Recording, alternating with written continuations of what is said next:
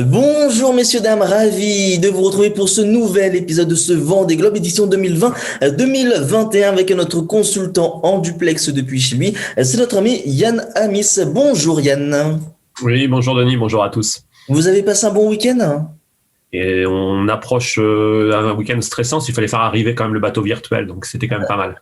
On va en parler dans quelques instants. En attendant, ça y est, ils sont neuf à avoir dépassé l'équateur au cours de ce week-end, avec en tête du classement Charlie Dalin, suivi de très prépa Louis Burton, Thomas Ruyant et Damien Seguin. Quant à Yannick Bestaven, qui a porté le classement pendant plusieurs semaines, se retrouve actuellement cinquième de la course. Une flotte qui est assez tirée, on peut le dire, puisque les leaders sont dans cette fameuse zone de poteau noir qu'on voit dans quelques instants avec vous, Yann, et les derniers sont à peine au point Nemo dans l'océan Indien, que nous avons déjà évoqué ici même à plusieurs reprises. Alors Yann, que s'est-il passé ce week-end ?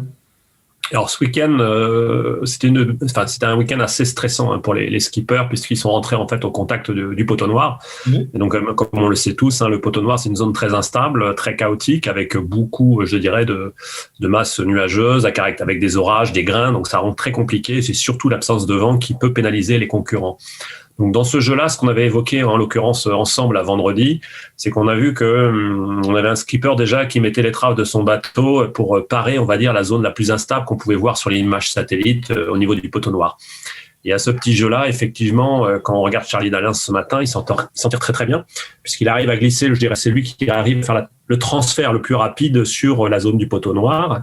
Et ce matin, écoute, il est en avance sur Louis Burton, qui avait pris une option un peu plus ouest. Et en fait, ça s'est pas avéré si payant que ça, même si les deux bateaux progressent quasiment en duo en sortie du poteau noir. Donc voilà où on en est un petit peu ce matin, quoi. On est vraiment en contact encore du poteau noir pour une bonne partie de la flotte qui est à l'avant, je dirais, de ce Vendée Globe, quoi. Alors justement, à quoi s'attendre pour aujourd'hui, mais également pour ces prochains jours ? En fait, pour aujourd'hui et pour ces prochains jours, donc aujourd'hui, on va avoir 9 coureurs qui vont sortir du poteau noir. Ça, c'est une chose qui semble évidente, même si ça prend un petit peu de temps pour les concurrents les plus à l'arrière, comme Jean Le Cam, qui ferme ce groupe de 9. Donc, ils vont glisser sur l'Alizé de nord-est. Donc là, ils vont monter progressivement sur les Açores avec du vent de 20-25 nœuds. Donc, c'est pas forcément une navigation de tout repos parce que l'Alizé est quand même beaucoup plus fort dans l'hémisphère nord que dans l'hémisphère sud. Et à cela, il faut voir que pour aller vers les Açores, c'est des angles de remontée au vent qui sont assez serrés. Donc ça, c'est pas évident parce que ça va se faire sur une mer relativement courte et très hachée.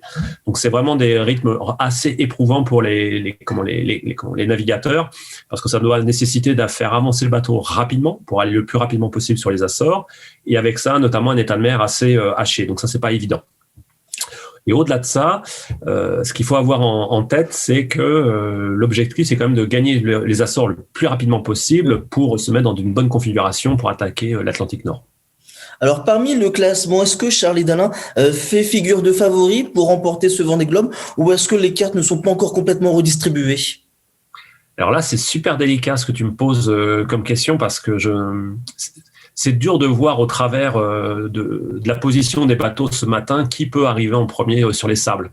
D'autant que les bateaux qui sont devant là ce matin, même Yannick Bestaven, ce sont des bateaux qui ont encore du potentiel, ils ont du foil. On sait que Charlie Dalin est handicapé par un de ses foils sur bâbord, alors que Louis Burton, en l'occurrence, n'est pas handicapé a priori, je dirais, par son support. Donc tous les skippers ont certainement des petites choses qu'ils n'ont pas forcément dévoilées en termes de soucis matériels. Donc là, en l'occurrence, c'est de voir un peu l'état de fraîcheur. On peut très bien dire que même Boris Herrmann, qui est encore en contact du poteau noir ce matin, à plus de 140 nautiques, a un bateau qui, en théorie, a vraiment du beau potentiel parce qu'il n'a pas fait remonter, je dirais, de problèmes à son niveau. Donc on peut très bien estimer que dans l'Alizé, théoriquement, il doit pouvoir allonger très rapidement à l'aide de ses foils, en l'occurrence vers les Açores. Donc là-dessus, c'est un peu délicat de se dire qui peut franchement prétendre le plus dans ce groupe. Je dirais, voilà, on a un groupe de 4-5 coureurs qui peuvent effectivement prétendre au podium sur les sables. Et l'arrivée prévue pour quand à peu près ? Écoute, j'ai refait des routages ce matin. Je pense qu'on est toujours par rapport à ce qu'on avait évoqué. Donc vendredi, on a évoqué une arrivée vers le 27. Ouais. Je crois que c'est mercredi 27. Je pense qu'on est dans cette gamme-là, mercredi 27 ou jeudi 28, parce que quand tu regardes la dernière carte isobarique, là en l'occurrence pour samedi, ce que l'on voit, donc samedi, ils vont arriver à peu près sur les Açores, et là on a un profond flux perturbé de sud-ouest sur l'ensemble de l'Atlantique. Donc grosso modo, ce qui va se passer, c'est qu'ils vont chercher à attaquer les Açores et prendre le flux de sud-ouest, et ensuite, théoriquement, ça va aller très vite en direction des sables. Il n'y a pas de grosse, je dirais, difficulté, si ce n'est qu'il faut que ce flux perturbé de sud-ouest reste gérable en termes de conditions d'état de mer et conditions d'état de vent. Parce qu'on sait très bien que au-delà de 7 jours, les modèles météorologiques peuvent nous réserver des surprises, en l'occurrence pour une activité un peu plus mouvementée sur le proche Atlantique. Ça, c'est pas impossible. Effectivement, vous avez tout à fait raison. Lauriane, si je vous dis Tigrou 26 120, à votre avis, c'est qui? C'est le gagnant du Virtual Regatta, donc qui est arrivé avec une très très belle course à son actif.